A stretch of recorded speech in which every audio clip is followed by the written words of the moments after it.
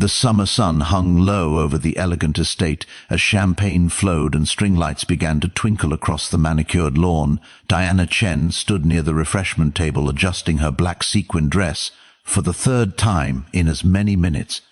She was the only person of color at this wedding, and she could feel every single pair of eyes pretending not to look at her.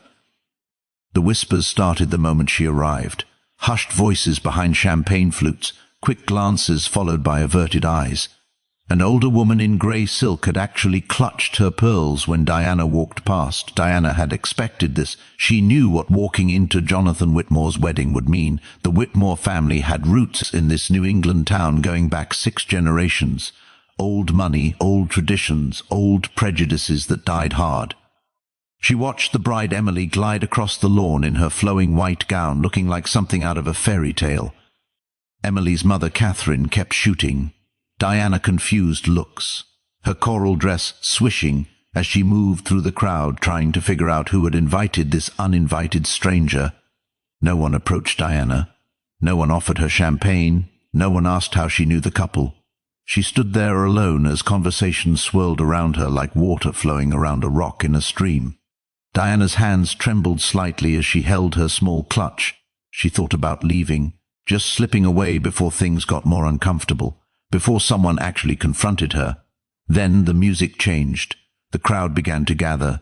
The ceremony was about to begin. Jonathan emerged from the house looking handsome and nervous in his tuxedo, his sandy brown hair perfectly styled. His best man clapped him on the shoulder, offering encouragement.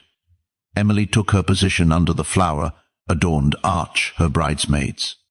Fussing with her train, the minister cleared his throat and began speaking about love and commitment and the journey 2 people take together. Diana remained at the edge of the crowd, separate, watching. Then something unexpected happened. Jonathan held up his hand, stopping the minister mid-sentence. A confused murmur rippled through the guests. Emily's eyes went wide. Before we continued, Jonathan said, his voice carrying across the lawn, "There's something I need to say." He turned, scanning the crowd until his eyes landed on Diana. "There's someone here today," he continued, "someone very special who made this moment possible." Every head turned toward Diana. She felt her heart hammering in her chest. "Diana Chen," Jonathan said, walking toward her, extending his hand. The crowd parted like the Red Sea. Diana stepped forward, taking his hand as gasps echoed around them. 15 years ago, Jonathan began, his voice thick with emotion. "I was a stupid kid who made a terrible mistake." He looked at the confused faces surrounding them. "I was 17 and thought I was invincible behind the wheel after a party." Emily covered her mouth, her eyes glistening. "I crashed my car into a tree."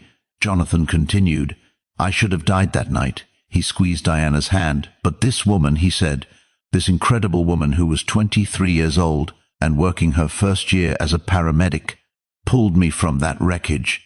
Diana's eyes filled with tears. She remembered that night so clearly, the twisted metal, the smell of gasoline, the unconscious teenager whose pulse was barely there. "She stayed with me," Jonathan said, "held my hand in the ambulance, talked to me even though I couldn't respond, kept telling me to fight, to hold on." Catherine Whitmore stepped forward, her hand pressed to her chest. "The doctors said if she had arrived even 2 minutes later, I wouldn't have made it." Jonathan continued. He turned to face Diana directly. "You saved my life," he said simply, "and I never got to thank you properly." The silence that followed was profound. After I recovered, Jonathan explained to the crowd, "I tried to find her to thank her, but the ambulance company said she'd moved away, taken a job in another state." He smiled at Diana. "It took me months of searching," he said, "but I finally tracked you down 2 weeks ago." Diana wiped her eyes, her voice breaking as she spoke. "You sent me the most beautiful letter," she said softly. "I told you about Emily." Jonathan nodded, "about how we met in college, about how I became a physician because of what you did for me that night, about how I wanted you here on the most important day of my life." He gestured to Emily, who was now openly crying. "Because without you," Jonathan said, "none of this would exist." Emily rushed forward and embraced Diana. "Thank you," she whispered. "Thank you for giving me my person." Catherine approached next, tears streaming down her face. "I'm so sorry," she said to Diana, "for the way we treated you when you arrived, for how we looked at you."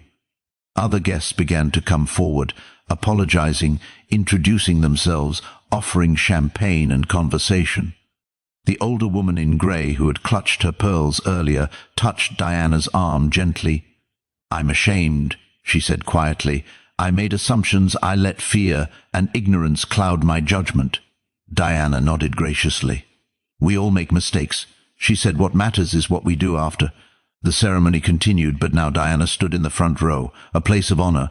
When Jonathan and Emily exchanged vows, there was an added depth to their words, a recognition of how fragile life is, how quickly everything can change. At the reception, Jonathan raised his glass. To Diana, he said, the hero who never asked for recognition, who simply did her job with compassion and skill, who gave me the gift of tomorrow. 300 voices echoed the toast. As the evening wore on, Diana found herself surrounded by warmth and genuine connection. She danced with Jonathan's father, who apologized for his initial coldness. She laughed with Emily's bridesmaids, who wanted to hear stories from her years as a paramedic. She sat with Catherine, who held her hand and asked about her life, her family, her dreams. When the night finally wound down, Diana prepared to leave.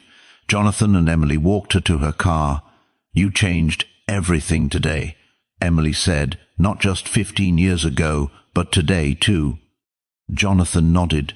"You showed people, including my own family, that heroes don't always look like what we expect." He said that prejudice blinds us to the good right in front of us. Diana hugged them both. "Live well." She said, "Love each other fiercely. That's all the thanks I need." As she drove away, Diana glanced in her rearview mirror at the lights twinkling behind her. She had walked into that wedding alone and judged. She left surrounded by new friends and deeper understanding. Sometimes the greatest gift we can give isn't saving someone's life. It's opening people's hearts to see beyond their fears. And sometimes the person who saves a life gains so much more in return.